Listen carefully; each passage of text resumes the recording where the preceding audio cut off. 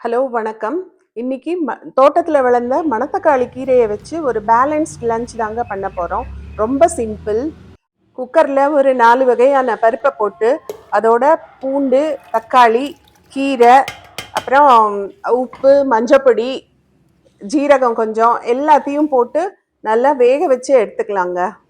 கீரை வெந்துன்னு இருக்கும்போதே ஒரு பெரிய வெங்காயம் ஒன்று, 2 பச்சை மிளகா காரத்துக்கு ஏற்றபடி, இஞ்சி கொஞ்சம், அப்புறம் மறுபடியும் ஜீரகம் கொஞ்சம் அதில் போட்டு நல்லா நெய்யில் வதக்கி எடுத்து இந்த பருப்பெல்லாம் வெந்த உடனே அதில் கொட்டி ஒரு 2 மினிட்ஸ் நல்லா கொதிக்க வச்சு எடுத்து வைங்க. அவ்வளோதான், நல்ல பருப்பு ரெடி.